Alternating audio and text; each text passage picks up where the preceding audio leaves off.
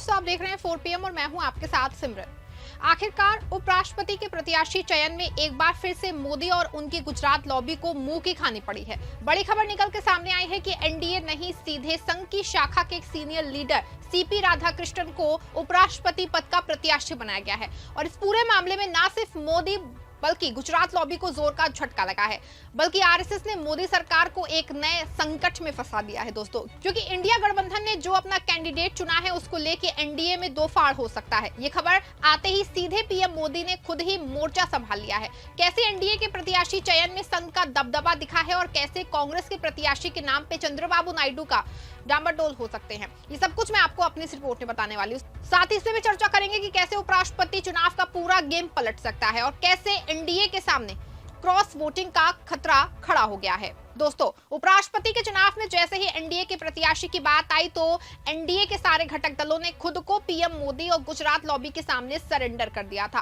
कहा गया कि मोदी की पसंद का प्रत्याशी होगा और आनंद फानंद में 17 तारीख को संसदीय दल की हाई लेवल मीटिंग बुलाई गई। लेकिन इस बीच नाम को लेकर के आरएसएस और गुजरात लॉबी में मतभेद उभर के सामने आए हैं। दावा तो यहां तक किया जा रहा है कि संघ की बैठक के बाद ही नाम फाइनल होगा और आज वही हुआ। दिल्ली में आरएसएस की मीटिंग से पहले एनडीए के उपराष्ट्रपति पद का नाम सामने आ गया है।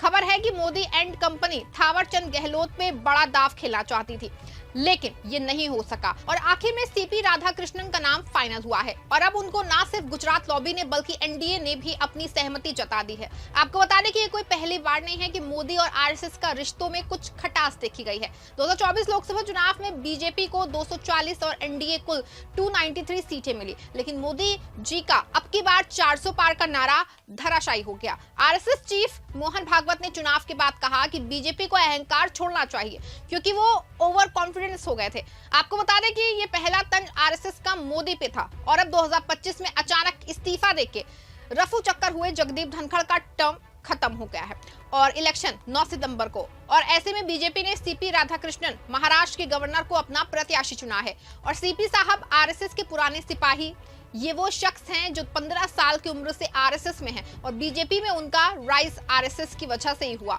मोदी जी को आरएसएस के आगे सरेंडर करना पड़ा। सीपी राधाकृष्णन तमिलनाडु के कोयम्बटूर से आते हैं। 1998 और 1999 में कोयम्बटूर से बीजेपी के टिकट पे एमपी चुना गया। कोयम्बटूर में 1997 से 1998 में कम्युनल वायलेंस हुआ था, बम ब्लास्ट, दंगे, हिंदू मुस्लिम टेंशन। आरएसएस ने वहां ग्राउंड वर्क किया और राधाकृष्णन ने उस वायलेंस के बाद की वेब पे सवाल होकर जीत हासिल की। वो खुद कहते हैं कि बीजेपी को कोयम्बटूर में कैंपेनिंग की जरूरत ही नहीं, लेकिन रियलिटी चेक 2004, 2014 और 2019 में वो हार गए। 2024 में तो बीजेपी ने उन्हें टिकट ही नहीं दिया बल्कि अन्नामलाई को उतारा गया। जी हाँ, जो तमिलनाडु बीजेपी चीफ है। लेकिन राधाकृष्णन का आरएसएस कनेक्शन इतना स्ट्रांग है कि 2023 में उन्हें झारखंड का गवर्नर बनाया गया, फिर महाराष्ट्र ट्रांसफर और अब वीपी कैंडिडेट। इनसाइड स्टोरी ये है कि आरएसएस ने मोदी जी का पे प्रेशर डाला, हमारा आदमी चाहिए जो इंडियोलॉजी पे सॉलिड हो।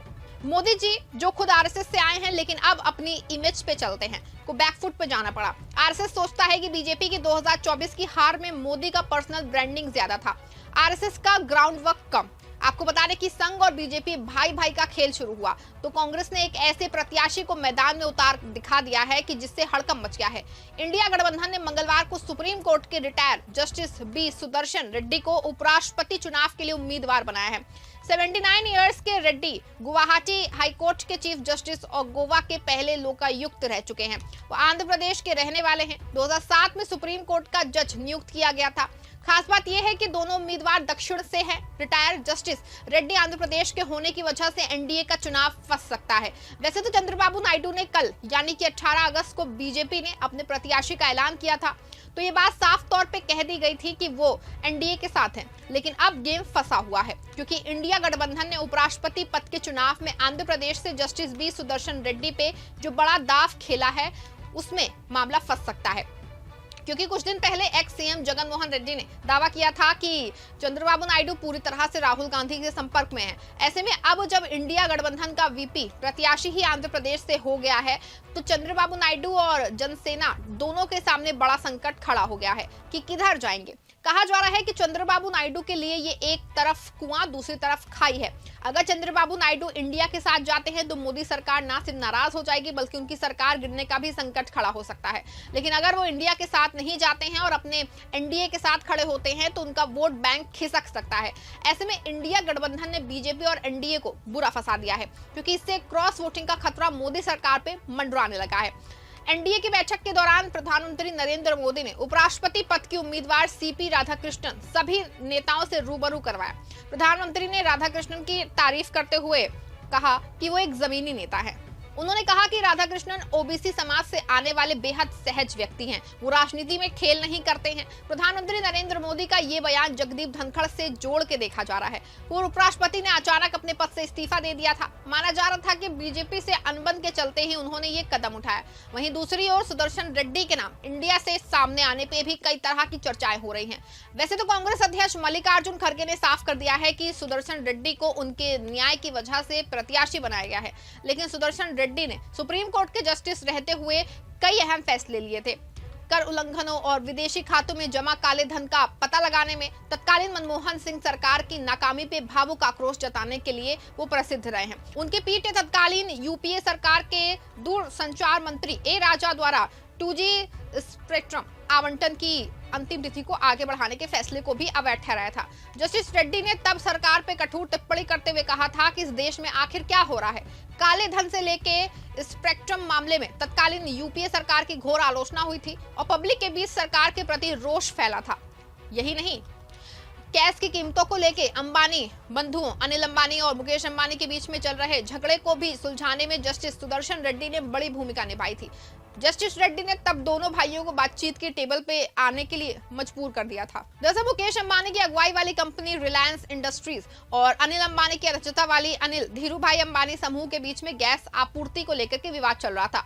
मुकेश अंबानी पहले से तय कीमतों पे छोटे भाई अनिल अंबानी के बिजली संयंत्रों को गैस सप्लाई नहीं कर रहे थे। इस पे दोनों भाइयों के बीच विवाद था, लेकिन जस्टिस सुदर्शन रेड्डी ने दोनों को बातचीत की मेज पे लाके इस मामले का निपटारा किया था और बड़े भाई के हक में फैसला सुनाया था। इतना ही नहीं, उन्होंने कलकत्ता हाई कोर्ट के न्यायाधीश जस्टिस सौमित्र सेन को हटाने की सिफारिश भी की थी। सौमित्र सेन स्वतंत्र भारत के पहले ऐसे न्यायाधीश थे जिनके खिलाफ राज्यसभा में महाभियोग पारित हुआ था। उन पे धन के दुरुपयोग के आरोप थे। महाभियोग पारित होने के बाद सेन ने अपने पद से इस्तीफा दे दिया था। हालांकि कहा जा रहा था कि टीएमसी की वजह से ये सब कुछ संभव हुआ है, लेकिन जिस तरह से खड़गे का बयान आया वो कुछ और ही है। लेकिन इस पूरे प्रकरण में साफ है कि इंडिया ने दमदार प्रत्याशी दिया है जो एनडीए में क्रॉस वोटिंग कराने की ताकत रखता है और सबसे ज्यादा संकट में बेचारे चंद्रबाबू नायडू पे हैं। ऐसे में साफ है कि एक और जहां गुजरात लॉबी पे आरएसएस हावी दिखा, तो वहीं इंडिया का आंदर वाला दाव एनडीए को मुश्किल में डाल सकता है और मोदी सरकार धड़ाम होने तक संकट खड़ा हो सकता है।